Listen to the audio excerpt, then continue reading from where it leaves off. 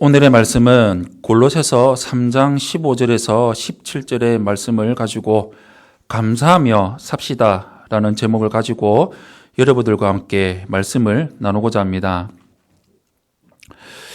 이번 돌아오는 17일이 추수감사 주일입니다. 지금 우리는 추수감사절까지 믿음으로 사는 일기에 날마다 하나님께 오래 주신 하나님께 감사, 그리고 우리 교회에 대한 감사를 우리는 쓰고 있습니다. 그렇게 해서 잊혀진 감사를 회복하고 감사를 풍성하게 하고 있으며, 또한 교회 안에 깊이 뿌리 내리고 있는 이 일들을 우리는 지금 하고 있습니다. 감사는 하나님의 명령입니다. 해도 그만, 안 해도 그만이 아니라 반드시 해야 되는 하나님의 명령입니다. 모든 삶에서 우리가 감사하는 것이 바로 하나님의 뜻입니다. 감사하는 삶, 범사에 감사하는 삶이 바로 우리가 천국에 가는 열쇠입니다. 왜 하나님은 감사하라고 말씀을 하셨을까요? 바로 하나님이 우리 신앙생활에 가장 중요한 두 가지를 감사에 묶어 놓으셨기 때문입니다. 첫째는 감사하는 사람만이 하나님과 동행하며 살아갈 수 있기 때문입니다. 우리가 하나님을 만날 수 있는 유일한 통로가 바로 감사입니다. 우리에게 감사라는 열매가 없으면 하나님을 만날 수도 없고 하나님과 동행하며 살아갈 수도 없습니다. 우리가 드리고 있는 기도, 예배, 하나님께 드리는 예물, 우리가 하고 있는 사역, 찬양, 전도, 양육, 그 외에 우리 모든 것들에 감사가 있지 않는다면 하나님께 우리가 나아갈 수도 없고 도달할 수도 없습니다. 우리가 하나님과 동행하지 않는다면 인생이 우리가 살아가는 거지만 그냥 살아가는 것이 아닙니다. 우리가 하나님과 함께하며 동행하며 살아갈 때 원래 만드신 목적 그대로의 모습으로 영광스러운 삶을 우리는 살아갈 수 있습니다. 둘째로, 우리 신앙이 올바로 가고 있는지 그렇지 못한지에 대한 바로미터가 바로 감사라는 것입니다. 우리가 하고 있는 신앙생활은 뿌리받고 세움받고 교훈받고 믿음에 굳게 서서 살아가는 과정들입니다. 신앙생활이 제대로 되고 있다면 우리는 자연스럽게 감사가 넘치게 될 것입니다. 골로새서 2장 6절에서 7절 말씀이 이렇게 기록이 되어 있습니다. 그러므로 너희가 그리스도 예수를 주로 받았으니 그 안에서 행하되 그 안에서 뿌리를 박으며 세움을 받아 교훈을 받은 대로 믿음에 굳게 서서 감사함을 넘치게 하라라고 기록이 되어 있습니다. 만약에 감사가 없이 원망과 불평만 하면서 살아가거나 마음이 가라앉아 있는 상태라면 우리 신앙을 점검해 봐야 됩니다. 바로 잘못되어 있는 신앙 상태입니다. 그 길로 계속 가게 된다면 결국에는 바른 신앙생활이 아니라 그냥 종교인, 그냥 명목적인 겉으로만 그리스도인, 속은 썩어 문드러진 종교인, 속칭 이 시대에 살아가고 있는 바리새인들처럼 우리가 살아가고 있다는 것입니다.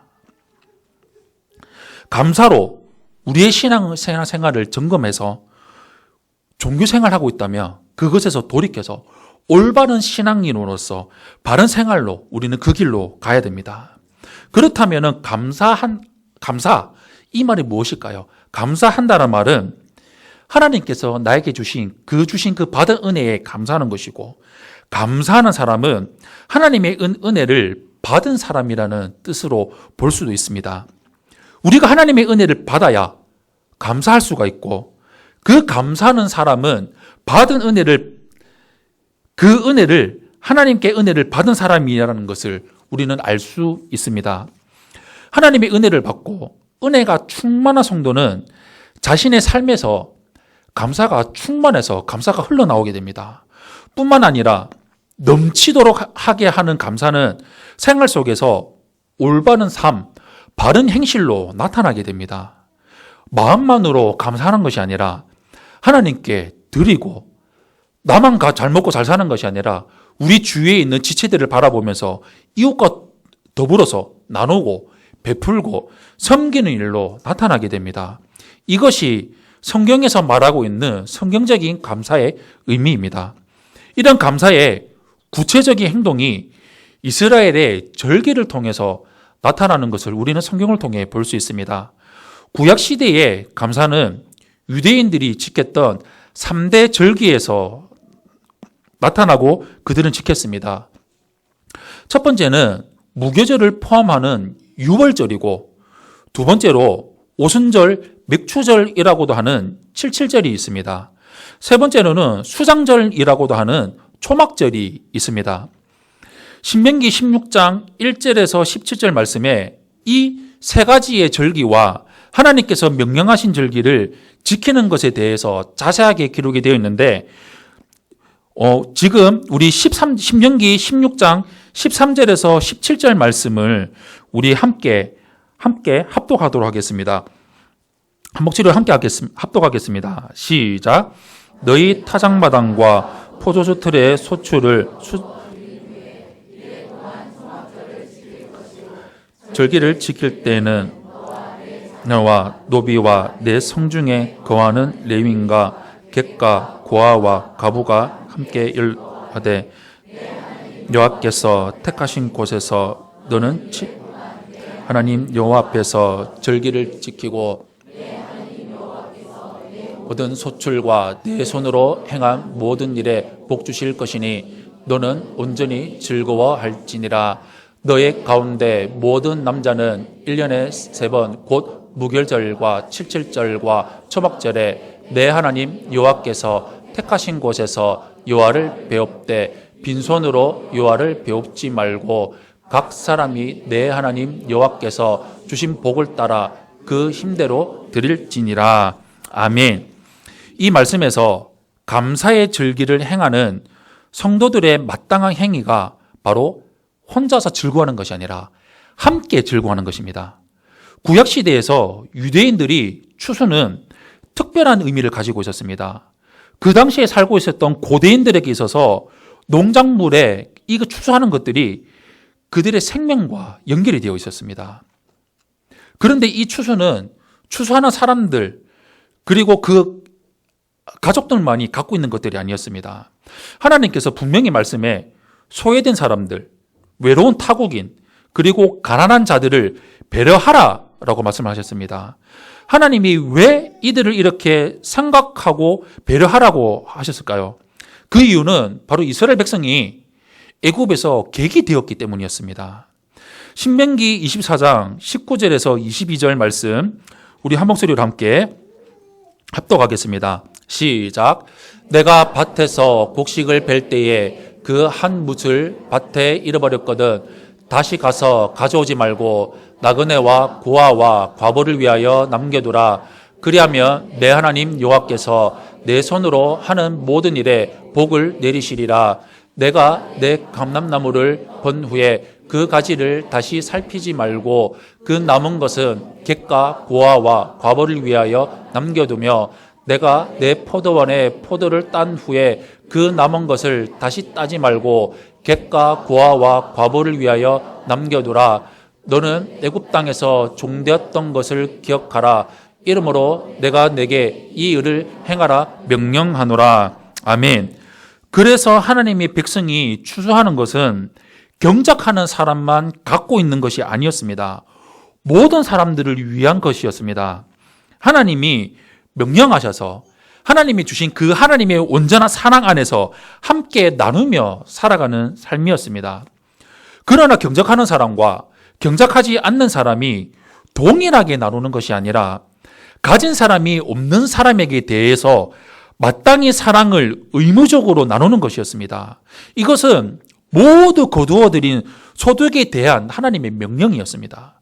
그리고 이것이 때를 따라서 적절하게 햇빛과 비를 내리신 하나님의 은혜에 대해서 진정한 감사의 표현이고 하나님께 보답하는 것이었습니다. 그렇다면 우리는 감사를 어떻게 표현하면서 우리는 살아가야 될까요? 옛날에 스코틀랜드의 어느 교회에서 추수감사절을 맞이해서 예배를 드렸습니다. 목사님의 설교가 끝나고 감사 예물을 드리는 시간이었습니다. 헌금 바구니가 전체를 돌고 단상 위에 올려졌을 때 갑자기 한 명의 소년이 벌떡 일어나서 헌금 바구니에 들어가 버렸습니다. 성도들은 이게 무슨 일이야? 라면서 어쩔 줄 몰라 하면서 예배를 마쳤습니다. 예배 후에 목사님이 그 소년에게 가서 왜 헌금바구니에 들어갔는지 물어보았습니다. 그러자 소년은 헌금도 없고 몸이라도 드리고 싶어서 헌금바구니에 들어갔습니다. 라고 말을 했습니다. 이 소년이 그 유명한 스코틀랜드의 탐험가이자 선교사인 아프리카 선교사의 아버지라고 불리던 바로 리비스턴 선교사였습니다. 그는 그 어린 시절에 헌신했던 그 결단에 따라서 그는 평생 하나님께서 부르신 아프리카 선교사로 평생을 헌신하며 살았습니다.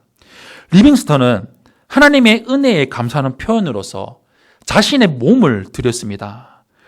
리빙스턴처럼 하나님의 은혜를 알고 감사하게 된다면 자신의 몸이라도 드리고 싶고 어떤 환경과 상황에 있을지라도 오직 하나님 앞에 감사하게 됩니다. 우리는 그렇다면 어떻게 감사를 표현하며 살아가야 될까요? 먼저 첫째로 우리는 마음을 바꾸어서 하나님 앞에 감사해야 됩니다. 오늘 본문 15절에 그리스도의 평강이 너희 마음을 주장하게 하라. 너희는 평강을 위하여 한 몸으로 부르심을 받았나니 너희는 또한 감사하는 자가 되라 라고 말씀을 하고 있습니다. 잠언 4장 23절 말씀에 무릇 지킬 만한 것보다 더욱 내 마음을 지키라. 생명의 근원이 이에서 난다고 말씀을 하고 있습니다.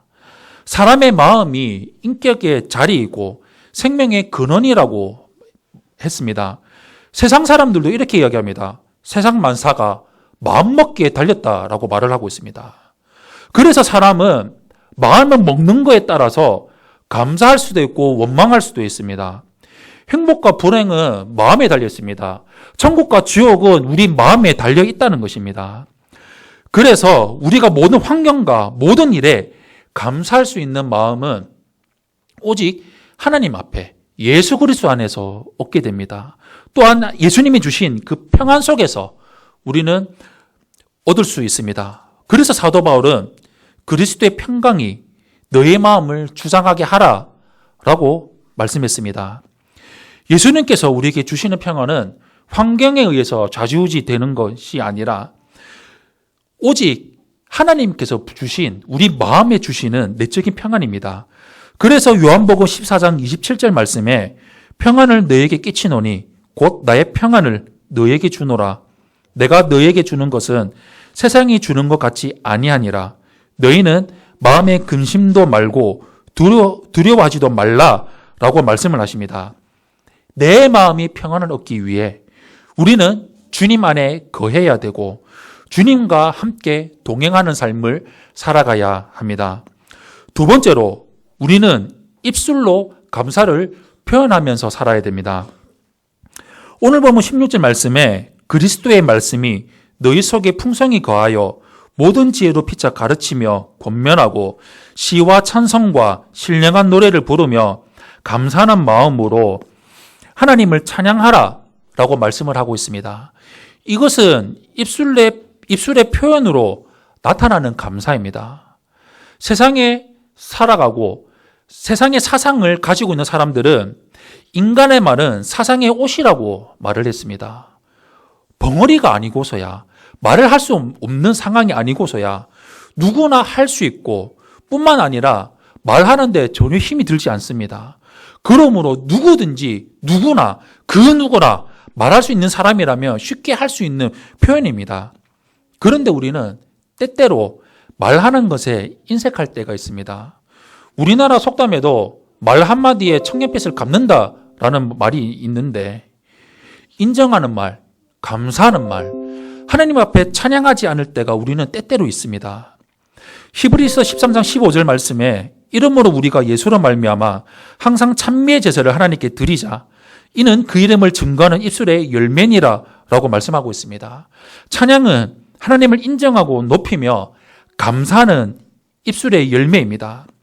아무리 마음으로 사랑하고 기쁜 감사를 한다고 해도 내가 입으로 표현하지 않으면 알 수가 없습니다. 그래서 잠언 27장 5절 말씀에서 면책은 숨은 사랑보다 나으니라 라고 말씀하고 있습니다. 이제부터 사랑도 감사도 입으로 표현하며 살아가는 우리 성도님들이 되시기를 축원합니다. 세 번째로 우리는 어떠한 상황에 있을지라도 하나님 앞에 감사하며 살아가야 됩니다.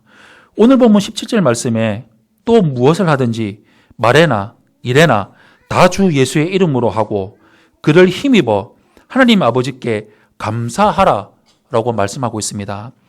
여기에서 말하고 있는 일이라는 것은 인간의 모든 삶을 뜻하고 있습니다. 우리의 모습을 한번 돌아봤으면 좋겠습니다. 그러지 않을 수도 있지만 우리는 감사의 조건이 있을 때 감사를 드릴 때가 있습니다. 그러나 감사할 수 없는 문제들이 종종 생길 때도 있습니다. 감사보다는 힘들고 어렵고 원망과 불평이 쉽게 나올 때가 있습니다. 우리가 성경을 읽다 보면은 성경의 많은 인물들 중에 특별히 고난을 받은 인물들이 있습니다. 그 중에서 정말 자랑할 것은 아니지만 고난의 최고봉은 아마 욥일 것입니다. 근데 그 욥은 자기가 원해서 고난을 받았던 게 아닙니다. 사탄이 시기에서 하나님께 제의해서 얘 고난 주면 하나님 원망할 거예요. 그래서 고난이 시작되었는데 그는 원망과 불평이 아니라 하나님을 경외하고 하나님께로 돌이켰을 때 그 후에 욥은 하나님이 부어주시는 말로 형용할 수 없는 너무나도 놀라운 복을 받았습니다. 다윗과 요셉도 고난 가운데 하나님께 감사했습니다. 또한 다니엘이 있습니다. 그는 자기를 시기해서 총리들과 고관들이 죽이려고 왕 말고 어떤 신이나 다른 것에 의논하거나 절하면 죽이는 법, 바로 사자굴에 던지는 법을 세웠고 어기면은 어떻게 된다는 것을 아는데도 전에 하던 그대로 하나님 앞에 찬양하고 기도하고 감사했습니다. 고난과 역경 때 감사하는 것이 정말로 어렵습니다. 우리가 사소한 거 힘든 일이 갑자기 닥쳤을 때 터졌을 때 그때 우리 모습을 잘 돌이켜봤으면 좋겠습니다. 감사가 나옵니까? 짜증이 나면서 때로는 욕하면서 투덜투덜 거릴 때가 있습니까? 우리는 잊고 살지만 평안하게 살아갈 때가 바로 하나님이 주시는 놀라운 은혜가 부어주시는 은혜가 있습니다. 하나님이 나를 보호해주시고 하나님이 나를 붙들어 주시니까 내가 평안하게 잘 살고 있는 것입니다. 무엇보다 우리 하나님께 최고로 감사해야 될 것입니다. 나 같은 자, 나 같은 죄인 십자가에 지는 구원해 주시고 하나님의 자녀를 삼아주시고 하나님의 천국 백성에 대해서 내가 영원한 천국에 들어갈 수 있는 하나님의 자녀, 천국 백성을 삼아주신 그것에 우리는 감사하며 우리는 살아가야 합니다. 제가 겪었던 일이었는데 제가 22살 때였습니다. 바로 2003년이었는데 바로 이 11월 달이었습니다. 저희 어머니가 11월 26일에 갑자기 뇌출혈로 쓰러지셨습니다. 그때 제가 이제 직업학교를 다니고 있었을 텐데 아침에 나갈 때 어머니 잘 다루고 있습니다. 수요일에 또 봐요. 직업학교에 있었고 갑자기 전화를 받았습니다. 뇌 사찰 지사님이 분이 어머니가 뇌출혈로 쓰러지셨으니까 빨리 병원으로 오세요. 그래서 헐레벌떡 병원을 갔습니다. 응급실에 하루 동안 이렇게 계셨는데 이게 이제 뇌 혈관이 터지다 보니까 아무것도 못하고 누워만 계셨습니다. 하루가 지나고 그 다음날 침례병원으로 저희 어머니 구급차 타고 이동을 하셨습니다. 그 가운데 집을 갔는데 눈물을 펑펑 쏟으면서 제가 기도를 했는데 처음에는 원망이 나왔어요. 나는 왜 갑자기 엄마가 이렇게 쓰러지셨을까? 왜 갑자기 저희 엄마가 이렇게 쓰러지고 뇌출혈로 쓰러지셨을까? 그리고 저희 어머니가 드시고 남았던 귤을 보면서 펑펑 울면서 엄마 죽으면 안 된다 하면서 기도했었습니다. 그렇게 하다가 바뀌었던 기도가 하나님 감사해요. 하나님 감사해요. 그때부터 터져나온 기도가 감사 기도밖에 안 나왔어요. 그냥 하나님 감사합니다. 감사합니다. 잘 돼도 안 돼도 저희 어머니가 돌아가셔도 하나님 감사합니다. 그렇게 기도하고 저희 어머니가 수술을 하셨습니다. 수술을 하시고 보통 병원에서 제가 듣기로는 이제 의사들 얘기를 듣기로는 한 달 이상의 시간이 걸린다고 얘기했었습니다. 저희 어머니가 11월 28일에 수술을 하셨는데 12월 30일에 성공영신 예배 때 저희 어머니가 한국에 예배를 병원에서 말도 안 된다고 이야기했습니다. 왜 이렇게 빨리 회복되냐. 의사들도 놀랬었습니다. 말도 안 된다고 이야기했습니다. 어쩌면 아무것도 아니었지만 그 하나님 앞에 제가 울며 불며 기도했었던 그 감사가 이루어지지 않았나라고 생각합니다. 또한 제가 25살 때 전국에 저희 아버지가 갑자기 심장마비로 돌아가셨습니다. 한 가정이 갑자기 돌아가시니까 집안이 한순간에 흔들렸습니다. 장례를 치르고 있는 중에 그때 당시 장례식장이 지하였는데 1층으로 잠깐 올라올 때가 있었습니다. 그 가운데 하늘을 바라보면서 그냥 하나님을 바라보는데 저도 모르게 입술에서 찬양이 터져나왔어요. 왜 찬양이 터져나왔어요? 그리고 기도를 하는데 방언으로 기도가 나왔습니다. 왜 그런지 모르겠어요. 그런데 계속 기도하면서 나왔단 말이에요.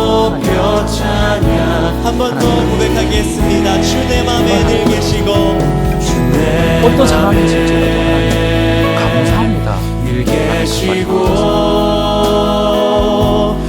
우리 성도님들 어쩌면 저보다 더 극심한 일, 정말 말도 안 되는 일들 경험하면서 어쩌면 지금도 말 못하게 극심하게 말 못할 어려운 일들을 겪고 계실 것입니다. 뭘 그래 이해하십니까? 내가 얼마나 힘들고 어려운데요. 목사님이 이해 못해요. 목사님은 그건 옛날에 겪었으니까 난 지금 힘들고 어려운데요. 라고 생각하시는 분들도 계실 겁니다. 저도 지금 한때에 어려운 일을 겪으면서 회복하고 나가는 그 가운데 있습니다. 그런데 우리는 반드시 기억해야 될 것이 있습니다. 뭐냐? 어떤 상황과 환경이 있을지라도 우리는 하나님만 바라보고 하나님 붙들고 하나님 앞에 감사하며 살아가야 됩니다. 감사하면 하나님이 역전시켜 주십니다. 저도 경험했고 우리 성도님들도 경험했을 것입니다. 지금도 경험하면서 살아가고 계실 것입니다. 아직 경험하지 못했다면 경험하게 될 것입니다. 우리 하나님은 살아계신 하나님입니다. 성경에만 쓰이신 하나님이 아니라 그 하나님이 실제가 되기 위해서 실제가 되어서 우리 하나님이 역사하시고 우리들의 삶을 역전시켜 주실 것입니다. 우리의 아버지가 되셔서 우리의 쓸 것을 공급하여 주시고 채워주시는 그 하나님이 지금도 우리와 함께 하시고 이 자리 가운데 역사하고 계십니다. 그 하나님만 바라보며 살아가기를 바랍니다. 원망하고 낙심하고 좌절할 때 하나님께 돌이켜서 나가기를 바랍니다. 힘들다고 쌀장님 연락 씹고 주위에 지체 연락 씹고 굴에 들어가가지고 난 내 혼자 있을란다 이래가지고 예배도 안 나오고 큐티도 안 하고 믿음의 일기도 안 쓰고 셀 예배도 안 나오고 셀 교제도 안 나오는 그런 일들을 하지 말기를 바랍니다. 저도 하루 큐티 안 하고 일기 안 썼었습니다. 힘들어서. 그 다음 날에 다시 셀로 들어갔다는 소식 듣고 창세기부터 다시 큐티 시작했습니다. 다시 일기 다시 썼습니다. 그리고 예배 나오고 셀 안에 들어가고 셀 예배 드리고 셀 교제하니까 점점 회복이 되어 가고 있습니다.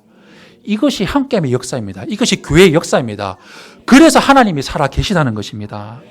그래서 회복되어서 우리가 어떤 상황 가운데 있을지라도 하나님 앞에 감사하며 살아가기를 바랍니다. 사랑하는 성도 여러분, 감사는 우리 삶에, 내 삶에 일어난 모든 일 가운데 하나님이 맞습니다. 하나님이 선하십니다라고 고백하며 살아가는 것입니다. 감사하면 인생이 바뀝니다. 우리 삶이 역전이 됩니다. 우리가 짧게 우리 눈앞에 있는 것만 보면 좋은 일, 나쁜 일이 있습니다. 그런데 길게 멀리 바라보면 천국까지 바라본다면 우리 삶에 있는 모든 일들은 하나님이 주신 일이고 나에게 감사라고 주신 좋은 일입니다. 이것보다 더 안 나빠지는 것이 얼마나 감사합니까? 내가 죽어서 하나님 모르고 말씀 못 들어서 그냥 즉사해서 지옥 가는 것보다 얼마나 감사합니까? 말씀 듣고 회복할 수 있는 이것이 얼마나 감사한지 모릅니다. 우리에게 다가간 모든 일들, 하나님의 말씀 듣고 예수님의 형상을 받아 우리를 천국으로 인도하기 위해서 주신 일이라는 것을 기억하면서 우리가 감사하며 살아가길 바랍니다. 우리가 감사해야 하는 이유는 앞서 말씀드렸던 것처럼 하나님이 오르시고 선하시기 때문입니다. 우리 하나님이 살아계시기 때문입니다. 우리 평생 어떤 상황이 있을지라도 어떤 환경이 있을지라도 감사하지 말고 하나님만 바라보고 하나님을 예배하며 살아가는 우리 귀한 우리 성도님들이 되시기를 예수님 이름으로 축원합니다. 아멘.